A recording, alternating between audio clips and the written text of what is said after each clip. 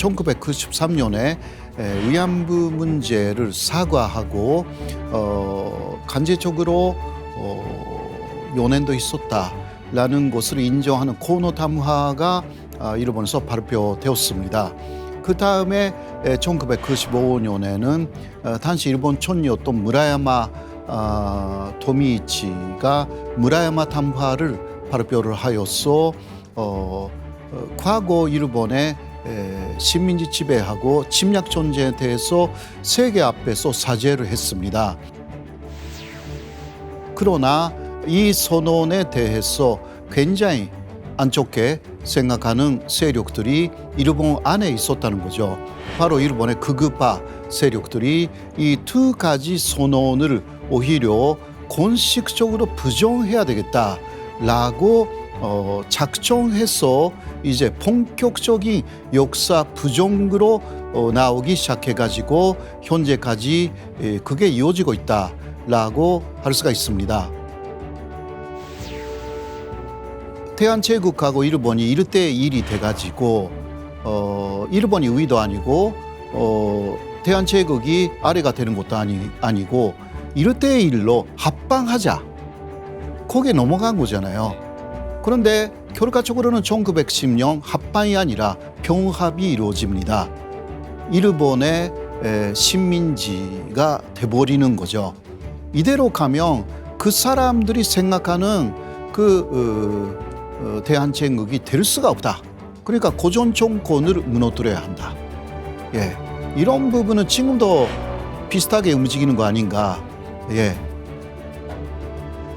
뭐 사실 우리가 러일 전쟁 이전이라든가 1910년 강점 이전에 이게 조선조 아니면 대한제국이라는 건 뭐 말씀 맞다나 참 희망이 없었던 시대. 네. 이제 어떻게 해볼 여지가 없었기 때문에 빨리 어떤 정상을 찾기 위해서는 어떤 다른 외적인 세력과도 연합을 충분히 해야만 된다라고 느꼈던 시기였던 것 같습니다. 네. 그런 면에서는요. 예. 조금 차이점이라고 하는 것은 예. 지금 신친일파라고 제가 부르는 사람들은요. 무조건적으로 예를 들면 위안부는 자바르적인 자바르적으로 위안부가 된 사람들이다. 예. 독도는 한국연들은 증거가 없다. 간제징용 문제 이것은 그때 다 일본이었기 때문에 당연히 일본법으로 그냥 징용된 것이다. 이런 식으로 주장하잖아요. 예. 근데 또 하나의 그 사람들의 주장은 한국은 뭐라 할까 북한하고 이대로 하나가 되면 절대 안 된다. 예, 그러니까 중국하고 한국 쪽에 가까워지면 절대 안 된다. 그러니까 사회주의에 대한 굉장한 염증을 갖고 있어요. 그러니까 일본의 극우파 아까 이야기를 했죠. 예. 친미, 그리고 반공 거기하고 일치합니다. 친미와 반공. 예. 예. 거기에 플러스 그러니까 친일이 되는 것입니다. 그러나 절대 친북한 되면 절대 안 된다. 예. 예, 이게 완전 공통점이 있어요. 예. 네. 근데 그게 베이스가 돼가지고 그러니까 예를 들면 독도 문제, 물론 독도는 한국 영토이지만 그래도 너무 그것을 간주하면 이게 북한도 독도를 한국 영토라고 주장하고 있으니까 이런 거 분단시켜야 되고 예. 또 위안부 문제 너무 간주하면 이거 북한도 위안부 문제가 있고 간제징용 문제 북한도 있고 이거 다 분단시켜야 돼. 예, 이거 다 끝났다. 이거 끝나지 않는 문제로 하면 북한도 안 끝났다. 이렇게 해서 북한을 돕는 셈이 된다. 이런 식으로 가는 거거든요. 예. 예, 간제징용 문제, 폐산 문제로 가면 예. 이게 북한도 폐산을 요구할 거 아닌가. 북이르스 곁에. 예. 막 이러한 그러니까 다 이러한 남북 문제하고 연결되는 게 또 사실상 친일파의 본질이기도 합니다. 예. 네. 그렇게 본다면은 이제 공통점도 상당히 좀 많은 것 같습니다. 네. 예. 어쨌거나 이제 이 일본의 우호적인 인물들을 많이 확보하기 위해 가지고 뭐 일본 쪽에서 상당히 그 체계적이고 지속적인 활동을 해왔다는 것만큼은 뭐 말씀을 드리면 사실인데요. 네. 이게 신친일파와 관련돼 가지고 다시 그 이야기를 한다면 일본 극우파가 한국의 어떤 그 동조자들의 입을 빌려 가지고 아까 뭐 제가 볼 때는 들으면 들을수록 이제 여러 가지도 있지만 이 역사 왜곡 문제가 상당히 심각한 것 같아요. 네. 예, 완전히 뭐 이제 뭐 부정하고 그걸 이제 해버리기 때문에 이런 것들은 사실은 많이 잘 알려지고 있지는 않는데 그러면 이 신친일파와 관련된 어떤 그 문서 관련된 어떤 문서나 자료들이 혹시 있나요? 신친일파라고 해서 예. 뭔가 특별한 문서가 있는 게 아닙니다. 그러나 예를 들면 요새 그 실체가 조금씩 밝혀지기 시작하고 있죠. 왜냐하면 일본의 그러한 주장을 하는 그 니시오카 츠토무라는 레이타크 대학교의 개공 교수이자 모라로지 연구소의 교수가 있어요. 이 사람은 그러니까 완전히 판북한이고, 예, 그리고 위안부 문제는 바로 위안부는 곤창이었다. 그러니까 라이센스가 있는 매춘부였다. 네. 이렇게 주장하고 있고 또 간제징용 문제도 이거는 그 전혀 차별도 없었고 그냥 징용이었다. 이렇게 그러니까 이쪽의 주장에 막 대부 효과를 하는 사람이 있거든요. 예, 그 사람이 요새 한국 내에 어떤 그 언론에 많이 나오기 시작했습니다. 예. 예, 많이 나오기 시작했습니다. 예. 네네네. 그러한 경우하고 이제 교수님한테 뭐 제보하는 내용들을 토대로 이제 그런 실체를 또 알아가고 네. 또 이제 그 아무래도 2019년 이후부터 이제 그 한일 관계가 상당히 그 경색이 되어 네네. 왔지 않습니까? 네. 뭐 그러다 보니까 일본의 우호적인 발언을 하는 학자들이 많이 등장을 하고 뭐 그 과정에서 뭐 우호적인 발언을 했다 해서 다 신칠파는 아니지만 그거는 아니죠. 네네. 거기서 이제 뭐 또 여러 가지 그 아까 앞에서 말씀하셨던 뭐 그 뭐 뒷돈이라고 할까요? 뭐 네, 현금이라 네, 네. 할까요? 네. 뭐 본인이 모를 수도 있고 알면서 받을 수도 있고 뭐 여러 네, 가지 네. 경우가 있습니다만은 그런 그 상황들이 생기는 것 같아요. 그런데 이제 국민의 입장에서 보면 어떤 때는 왜 저렇게 일본과 관련된 발언을 좀 도가넘게 하는가 하는 게 이해가 사실 안 될 때도 좀 많이 그렇죠. 있습니다. 예. 네. 그런 것들은 또 이제 교수님 말씀 들어보면은 어느 정도 교수님 말씀 속에서 그 배경이 우리가 이해가 좀 되는 것 같습니다. 그 실체를 우리가 볼 때 특히 교수님께서 그 사사카와 재단을 많이 말씀을 네, 네. 하시던데 그 네네. 사사카와 재단에 대해서 좀 말씀해 주시겠습니까? 네네. 사사카와 재단은요, 사사카와 료이치라는 사람이 잔시를 했습니다. 그 사람 벌써 고인이 되었지만 그러나 사사카와 료이치는 그 A급 전범 혐의자였습니다. 그러나 A급 전범 혐의자였는데 일단 석방되었죠. 미국이 연합국이 일본으로 떠난 후에. 그런데 그 사람은 일단 죄가 많았기 때문에 아베 신조의 외할아버지 키시 노부스케처럼 총계에 다시 복귀하는 것은 불가능했습니다. 그래서 그 사람은 그러나 그 일본의 그들을 위해서 뭔가 하고 싶다고 생각한 거죠. 그렇게 하여서 돈이 필요하다 결국은. 그래서 그 돈을 먼저 만드는 작업을 합니다. 그게 보트 견주였습니다. 그 견정이라고 하죠. 견마 같은 거. 예. 예. 그 콜리를 다 가지고 경정을 하기 시작합니다. 그것을 어마어마한 돈을 만들었죠. 근데 이 돈을 사사카와 재단에 투입하기 시작합니다. 이 사사카와 재단은 미국을 로비하고 그거는 미국한테 일본이 당하지 않도록 배정국으로서. 그리고 그 다음 일본을 욕하는 중국하고 한국을 로비하기 위해서. 예. 그러니까 일본이 배정국으로서 그 일본이 침략한 나라한테도 많은 그 반대를 받잖아요. 이것을 무마하고 또 미국한테도 잘못하면 당하니까 미국 안에 사람들을 그 일본 편에 만들고 그러니까 사사카와 재단의 가장 큰 지분은 미국에 있습니다.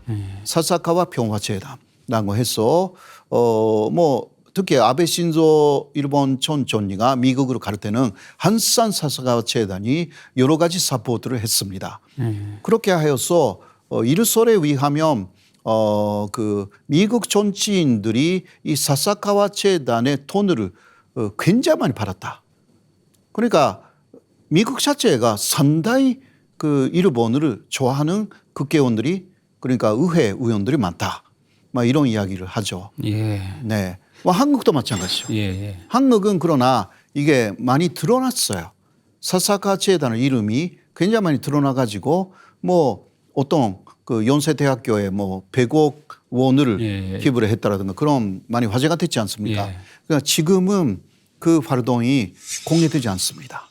아, 지금은요? 예, 어떻게 움직이고 있는지 아무도 몰라요. 예. 예, 그래도 뭐 지난번에 그 공개되는 내용들을 보면은 사실 우리가 충격적이었던 게 뭐 그 서울의 유명한 대학들이 네네. 보니까 뭐 한둘이 아니고 그 뭐 거의 전부가 그 네. 재단의 어떤 뭐 연구 지원금이라든가 네네. 이런 거하고 연결이 되어 있는 것 같더라고요. 네네. 예, 하고 그리고 또 아직은 뭐 드러나고 있지는 않지만 그래도 또 이제 1년에 일본을 자주 드나드시는 분들을 보면은 그 재단에 지원한 네네. 돈이라든가 이런 걸 예. 갖고 움직이고 있는 네. 예. 예, 그런 것들은 그렇게 알수 있죠. 그렇게 할 수밖에 없는 예. 그리고 어떤 활동을 하고 있는 단체가 자금의 질조가 분명하지 않다. 그리고 상당히 진일적인 활동을 하고 있다. 그렇다면 사사카와 재단하고의 관계를 의심할 수밖에 없는 것입니다. 예. 기타 뭐 사사카 재단뿐만이 아니라요. 예를 들면 램지오 교수는 그 미쓰비시 예. 재단의 도움을 엄청나게 받은 사람이잖아요. 예. 미쓰비시도 역시 그 일본의 전범 기업이기 때문에 예. 여러 가지 그 좋은 그 재단 활동을 하지만 그 일각에는 그 일본의 국의를 위한 그리고 자신들의 과거를 숨기기 위한 이러한 활동을 한다고 볼 수밖에 없습니다. 네네. 예, 그런 재단들이 꽤 있습니다. 예. 사사카 재단 아주 고대한 곳이고. 예. 네. 사실 이러한 그 친일파라는 그런 명칭으로 불렸을 때 그런 쪽에서 이제 활동하는 사람들이 결국은 이제 그 한일의 어떤 그 국제 관계에도 영향을 미치고 있지만 아까도 말씀드렸듯이 이게 역사 왜곡에 상당한 영향, 특히 그 식민사관을 확대시키는데 상당한 영향을 미치고 있다는 것은 좀 분명한 것 같습니다. 네. 예, 그런 면에서는 우리가 확인할 수 있고 또 저도 이제 이 사사카와 재단을 찾아보니까 뭐 일본 내에서도 일본의 그 새 역사를 만드는 모임도 지원을 하고 있더라고요. 네, 뭐 네, 완전히 뭐 이거는 결국 기존의 그러니까. 역사를 다 부정하고 예, 왜곡하려는 그런 예, 이들을 예. 강하게 갖고 있는 예, 역사 수존주의, 예. 역사 부존주의, 예. 예, 거기에 돈을 쏟아붓고 있는 거죠. 예. 그러니까 결국은 그 이것은 과거 일본의 역사는 나쁜 게 없었다. 예. 결국은 헌법제 구조, 평화 헌법을 개조하는 방향으로 예. 그렇게 일단 그 첫 번째 목표는 거기에 두고 움직이고 있다라고 할 수가 있는 거죠.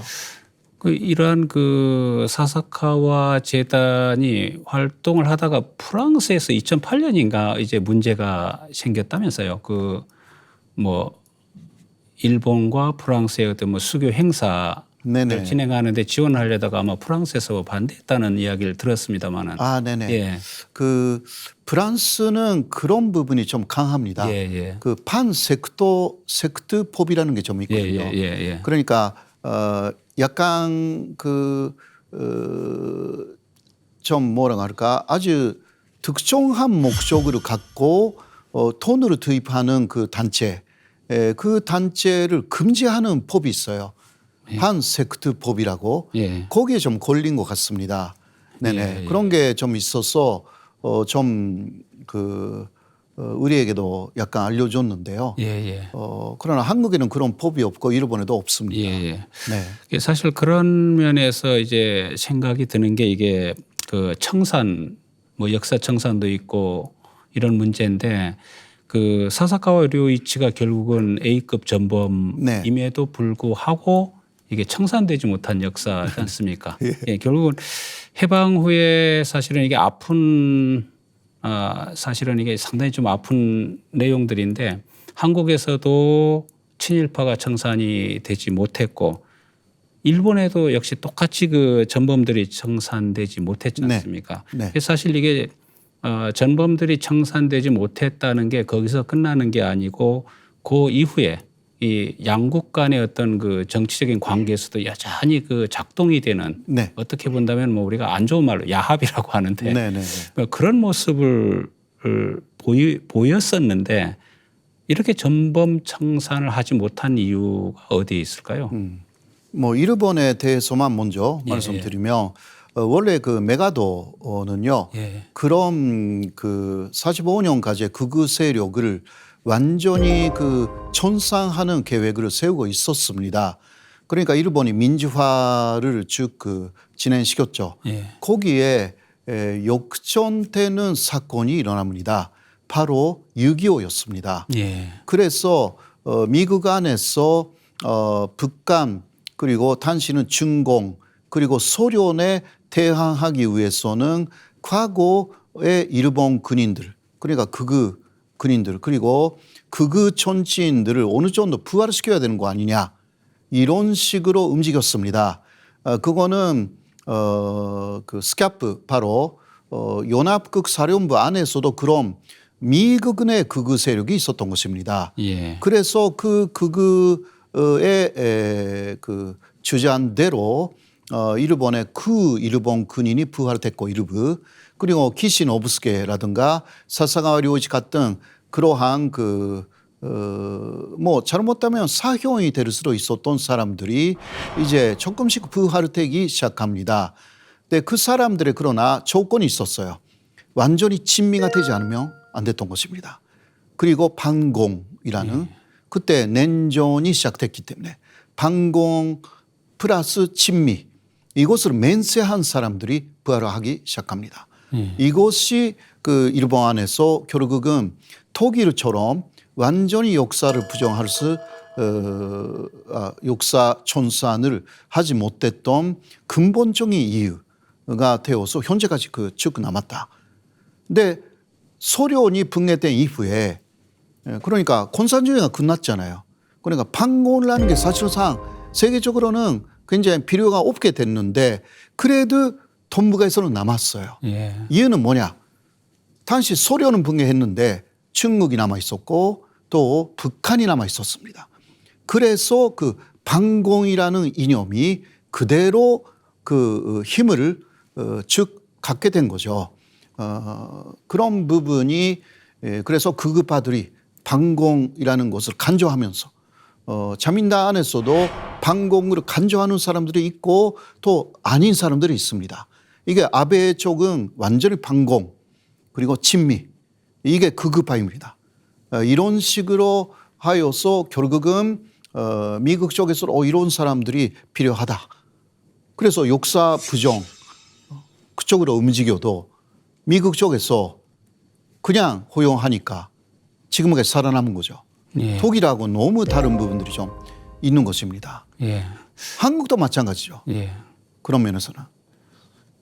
예, 그러니까 이제 뭐 독일이나 프랑스라든가 이쪽과의 어떤 다른 모습은 이제 1945년 이후 그리고 이제 45년 이후에 곧바로 이제 한국 전쟁이 이제 네. 뭐 터졌고 그 속에서 나타난 이제 뭐 반공 이데올로기 이런 지정학적인 여러 가지 문제가 이 전범 청산을 원활하게 하지 못했다 네. 하는 내용이 이제 이거는 이제 한국뿐만이 아니고 일본 똑같이 이제 그런 예, 상황에 똑같습니다. 놓이게 되었다 이렇게 예. 지금 보고 계신 거잖아요. 예. 그렇죠. 네.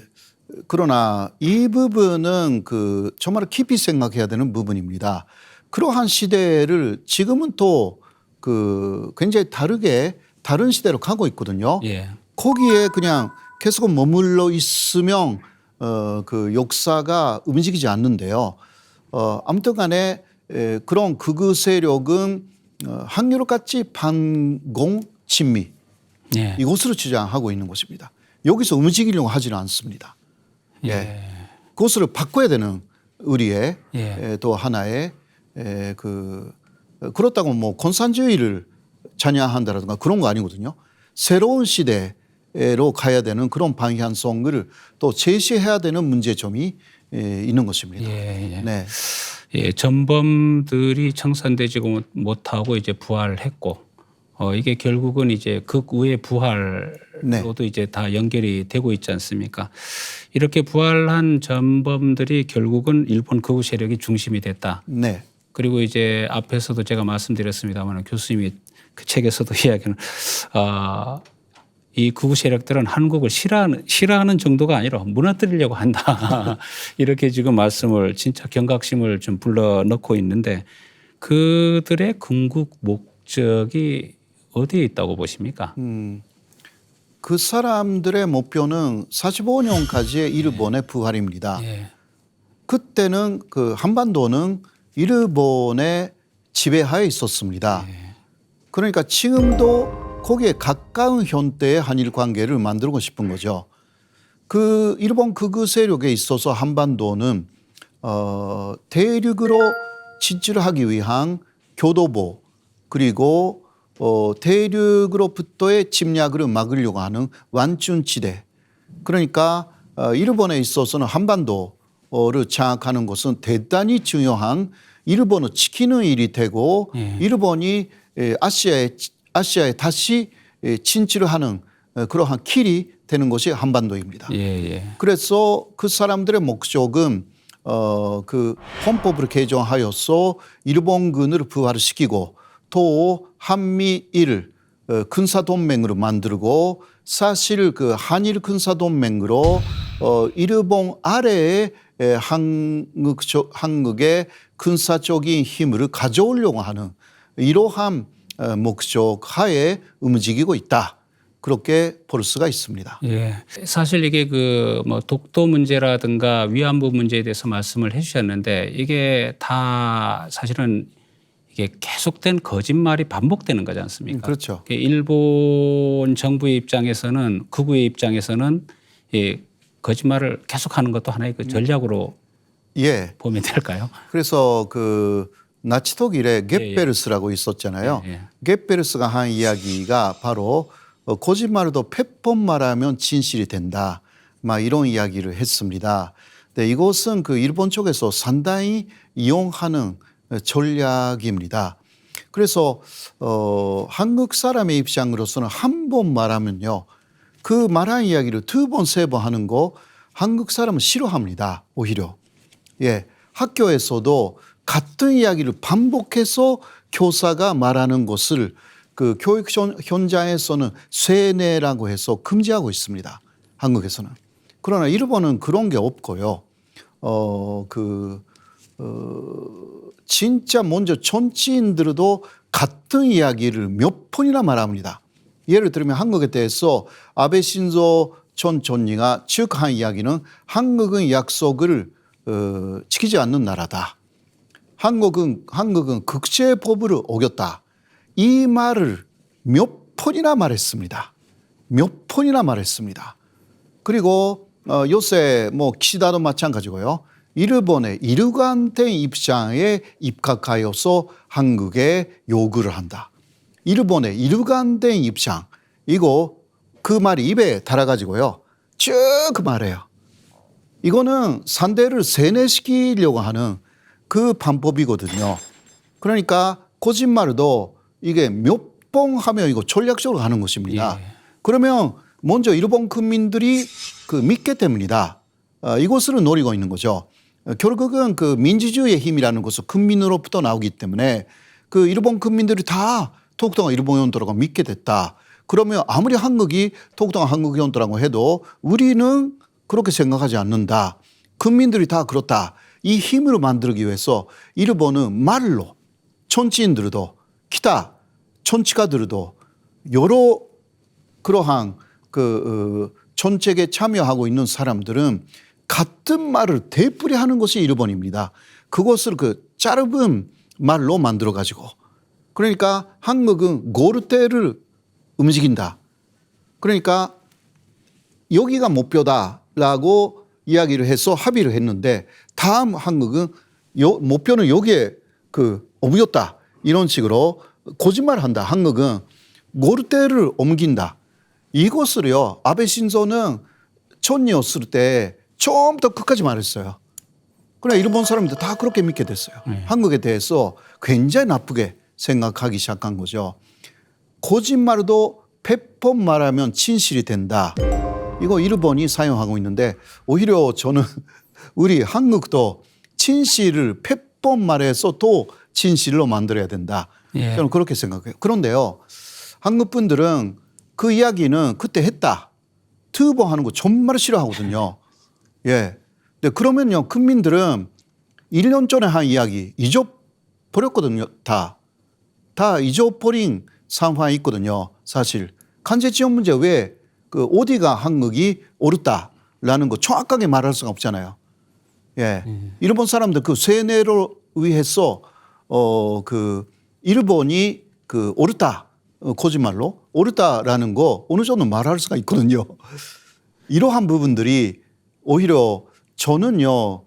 일본이 물론 나쁘지만 한국도 좀 고쳐야 되는 부분이 아닌가 그렇게 생각해요.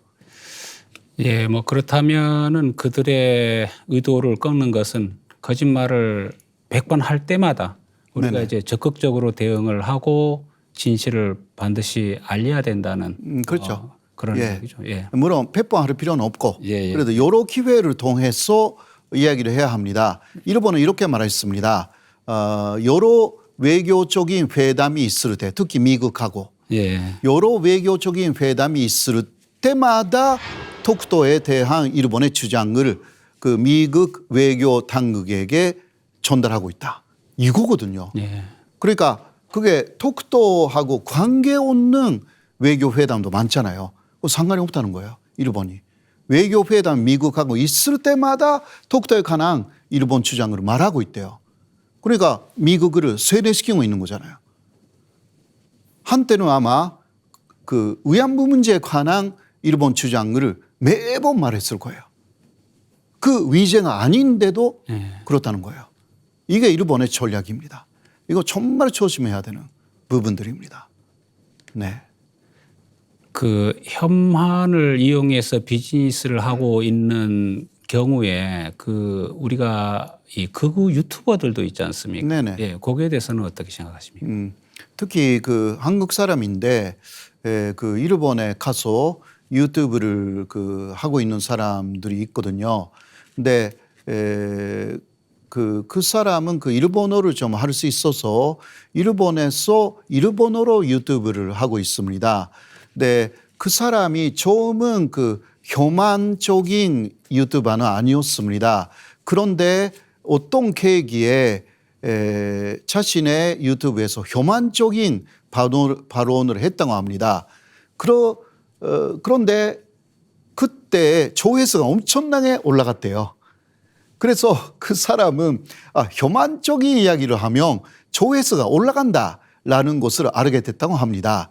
그래서 그 이후에 점점 혐한적인 아주 심한 말을 하기 시작해가지고 지금 혐한 유튜버로 일본에서 엄청나게 유명해졌습니다. 굉장히 많은 조회수를 갖고 있는 사람이고요. 또 일본에서는 아베가 그러한 혐한적인 분위기를 만들어줬기 때문에 혐한적인 서적을 내면 50만 부에서 100만 부 팔려요. 일본에서. 그래서 한국에서 일본에서 책을 여러 권이나 낸 사람도 있어요. 다 혐한적인 책으로. 근데 엄청나게 돈을 벌었대요. 예. 그러니까 돈 벌고 싶으면 일본에 가서 혐한 유튜버가 되거나 일본에서 혐한 서적으로 내면요. 쉽게 돈 벌 수가 있어요. 예. 이게 현실이거든요. 네, 그렇게 하면 한국 사람으로서는 그러니까 영혼을 팔고 돈을 버는 그 결과가 되지만 네, 그런 식으로 하는 사람이 꽤 있는 거예요. 네, 이거는 비즈니스로 하는 혐한입니다. 네. 일본에서 그 거짓말을 100번 하면 이제 뭐 진실이 된다. 뭐 이것을 그 활용해 가지고 일본 정치인들이 상당히 어떤 전략적으로 그 이야기를 하고 있는데 이거를 활용을 해서 어떻게 보면 이용을 해서 사실은 그 혐한 컨텐츠들이 이렇게 만들어지고 있는 거는 아닌가요? 예, 그러니까 일본 사회 전체가 그 혐한이라는 것이 하나의 분위기가 됐거든요. 예. 일각에서는 확실하거든요. 그러니까 그것을 이용해서 혐한 콘텐츠로 돈을 벌려고 하는 사람들이 여기저기서 사실은 나타나 있다라고 할 수가 있습니다. 예. 네, 그 하나의 사례가 유튜버이고 또 혐한 서적들이 일본의 그 대형 서점뿐만이 아니라 조그만 서점에 가도 코너가 있다. 혐한 서적 코너가 있는 나라. 그 일본뿐입니다. 한국에 어디에 가도 혐 일본 그 코너 없잖아요. 예, 그야말로 그 제국주의를 꿈꾸는 일본 그 극우파 세력인 것 같습니다. 패전 후에 부활한 그 극우 세력이 그 지속적으로 이 한국 내에서도 친일파를 양산하고 있는 것 같습니다. 예. 일본 극우파와 신친일파에 대한 호사카 유지 교수님의 말씀을 들어보았는데요. 역사를 바로잡고자 하는 대다수 국민들의 염원이 난항을 겪고 있는 배경 설명이 되었습니다. 다음 시간에는 계속해서 호사카 유지 교수님을 모시고 일본의 성씨 문화를 알아보는 시간을 갖기로 하겠습니다. 오늘 말씀 고맙습니다. 예, 고맙습니다. 예.